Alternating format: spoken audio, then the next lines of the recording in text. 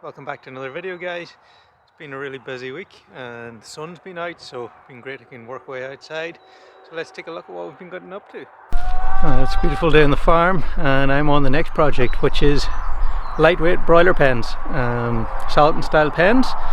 We'll take a walk around and look at my old pens. I think like everyone, my first pens, I built them way too heavy, so I'm trying to build a much lighter weight version. I do have the added problem that I do need to use proper good tin on the roof because we get so much rain here. I have been using lighter roofing and it ends up just sagging with the weight of water.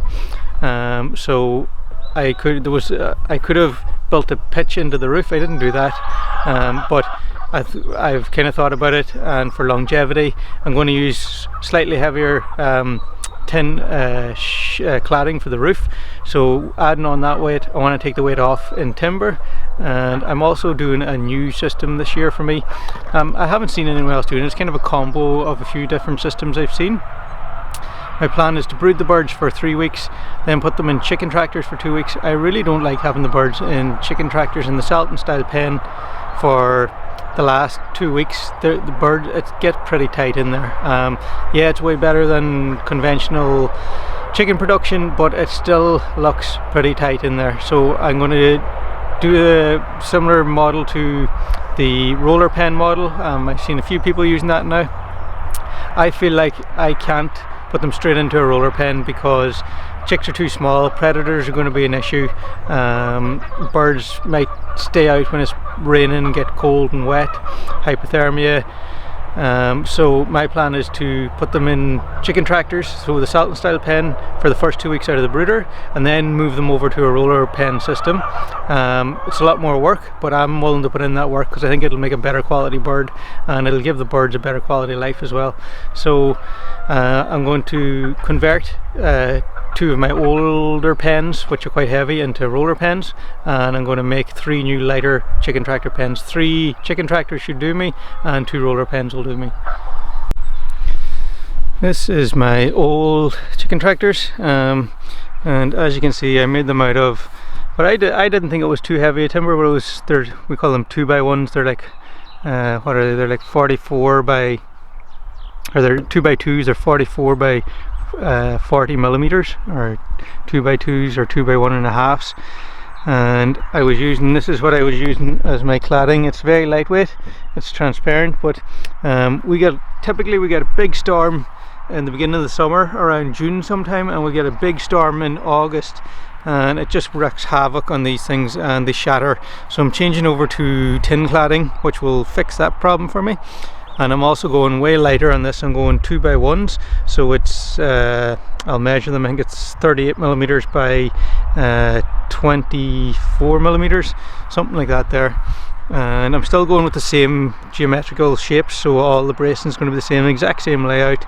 And these, I'm going to convert these into roller pens. So I'm going to lift them up off the ground. I might even, it depends how high I can get them off the ground, I might open up, take the mesh off one side, and I might even put, these pens all have protective sides on 2 sides. I might even put a third protective side on, because our wind is typically south or west, but sometimes we'll get an east wind, so I need to protect from all 3 sides, and it's difficult to move. You can't turn the pen in the tree lane. If the wind direction changes, our tree lanes are running northeast to southwest, so that's something I might think about doing as well. Okay, I gotta get on to my lightweight broiler pens, and then we'll come back to these probably next week and get these guys out.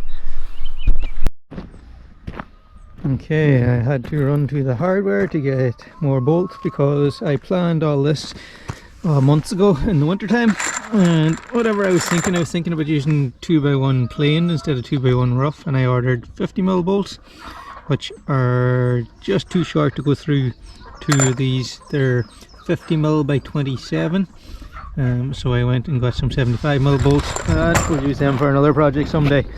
Okay, time to get going.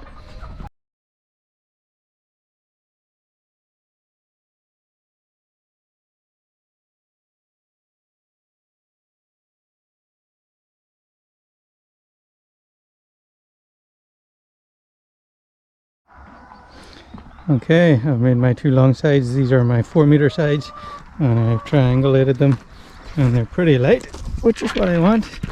Oh, sorry about the light there, guys, but I mean, this is really light. I need them to be light because Neve needs to be able to move these, so that's the goal. Neve needs to be able to move these with ease, and I think we'll get there.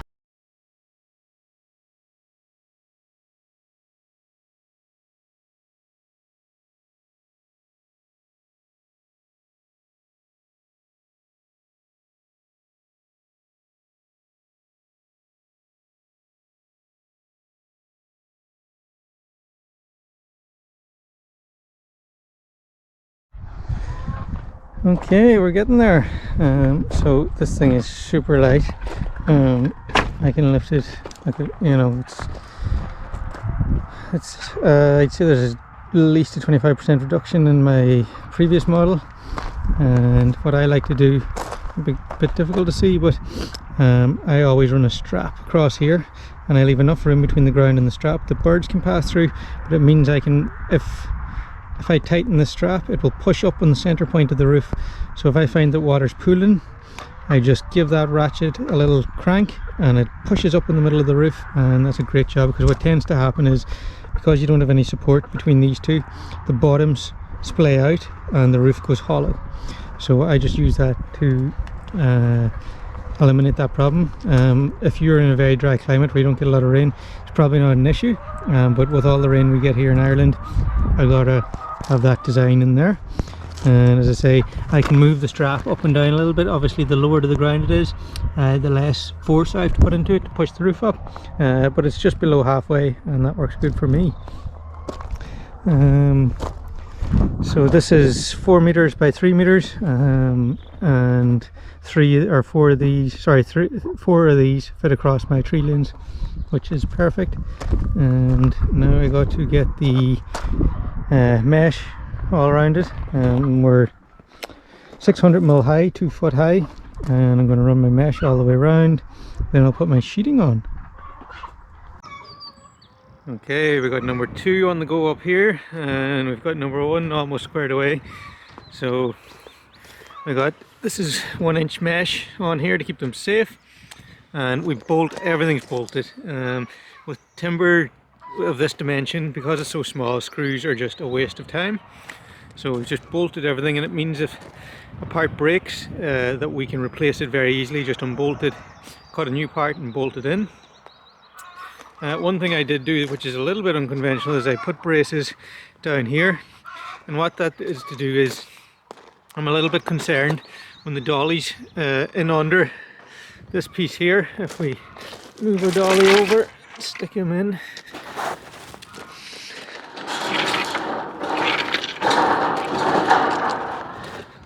So when our dolly's in like this here, this piece of wood here along the bottom is getting pressure pushed on it by the dolly, and I'm afraid this 2x1 might break if the wheel gets stuck in a little piece, in a little hole in the ground or something, and I'm not paying attention and I pull really hard on it, then it could potentially break or crack this 2x1. So by putting in these braces, it's just helping strengthen that up, and hopefully that'll do the trick. I'm not worried about it being in the way of birds. Birds will get pushed out of the way. So this is the cladding we went for. It's really tough and durable, and the other thing is it gives the whole pen structural strength, triangulation, and I think I've just cancelled out the weight I've added on with the roof. I've taken off in the timber, and it should be all good. Now, if you're in a context where it doesn't rain a lot, you do not need a big heavy roof like this, but it's definitely what I need here. And I think this is going to be really well. So I have only a few more jobs left to do. Got to put plastic on the sides and make it so that I can take it off if I need to. And I need to make 2 hatches here, one with a solid roof, one with a mesh roof, and then put in our waters and feeders, and it's good to go. But really happy with how they're turning out. I'm just working on last 2 panels I'm going to make before the season anyway. These are for my egg mobiles, so I'm just getting these set up. these are going to be the last 2 panels I'm going to make. I'm still getting a lot of requests for people looking for me to build panels for them. I'm just simply too busy now going into the season. So if you're thinking about asking me to make a panel for you, you're either going to have to wait until the autumn or sign up to our online training and make it yourself. It's very simple, guys. This isn't difficult, and the online training is step by step. You follow it through. It's self-led, so you can do it whenever suits you. There's about 3.5 hours of content on there, which is basically a step-by-step guide on how to build a box. All the parts are on there, so links to what kind of parts you need. I put links on there. Not necessarily they're the parts you need to get, but they give you the descriptions and the details, and you can maybe find them easier depending on what country you're in. A lot of my stuff is based around here in Ireland, so if you're thinking about automating your eggmobile, check it out. What you doing? Eve is putting potatoes out. We've got 3 different varieties here. What varieties have we got? Satanta, Orla, Pink Fair Apple. I don't know if you can hear that. Pink Fair Apple, Satanta and Orla. We're putting in, is it 5 beds here we're doing? I think you've enough for 5 beds. Yeah, well, there's 4 varieties, but we've got some extra. Yeah, I think I ordered 2 Satanta, enough Satanta for 2 beds. So we just put in 2 rows, and we put them in 300 ml apart. Why did you not order roosters? Because you can't get them in a blight, they're not blight resistant. So didn't want to chance it. Most of these varieties are blight resistant varieties because we're not going to spray them with anything. And we'll come along then and we'll earth them up a little bit as well, and that will be our potato stock. I gotta get back to the chicken tractors, and I'm gonna leave Neve at this. We just let the goats out together, and this is the first time Juanita's been in with Nellie and Gilbert, and we're just establishing their hierarchy, and I like to do that where there's plenty of room for any of the submissive goats to get out of the way. And I think the hierarchy is Nellie, Juanita, and then Gilbert's at the bottom, but he doesn't mind, he's playful. So yeah, these guys now, we'll probably keep them together for the next while. These sheep came from my dad's farm, and my dad was like, these are mad, you'll never keep them in your fences. And the key is to meeting every psychological and physiological need of the animal. There's loads of grass with them, so they're happy, and they just follow me around. So I'll show you tomorrow morning when I move them. They'll just come over to me, I'll open the gate and let them in, and they've only been here 2 weeks, but they got onto this literally the second day. I love them. They're really nice sheep, and they're strong, and in the nice evening they start to play and challenge each other, do a bit of head pushing, but really happy with how they're doing. They're doing a great job with the grass. This is a good example of the work the sheep's doing. You can see this hasn't been grazed yet, and you can see we grazed up here, so they're doing a really good job of grazing off the grass, and that's going to really stimulate the grass to grow again. So we've got these, it won't take too long for these grasses to get away from me. You can see they're already putting on a lot of leaf. It's quite a deep sward here, so I want to get that grazed off, because spring growth is really going to kick in now. With the weather, we've had an awesome day today. The forecast is looking good. And the field, there is bare patches in the field. There's some parts that aren't as good. Here's a part here that's not as good. Maybe compaction maybe that's caused this. But every year it's getting better and better, and that's the main thing. But that's the benefit of the sheep, keeping on top of the grass. So this is how easy our sheep move is in the morning.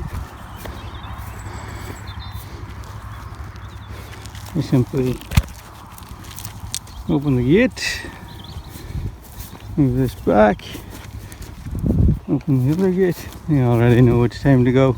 Come on, girls. Let's them into a new pasture. I just got to bring the shelter in, and then they're going to be happy out.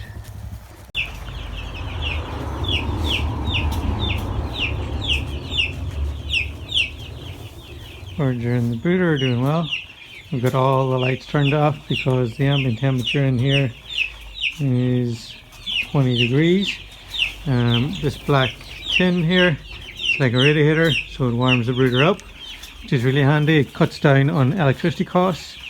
And I have opened up the lean-to, so these guys are for outside in 7 days from today, 6 days actually.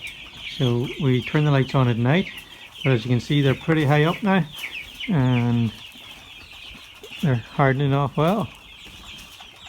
I had left that light on for a little while, that's why they're all over there. I just turned it off there not that long ago and just fed them now and changed their water.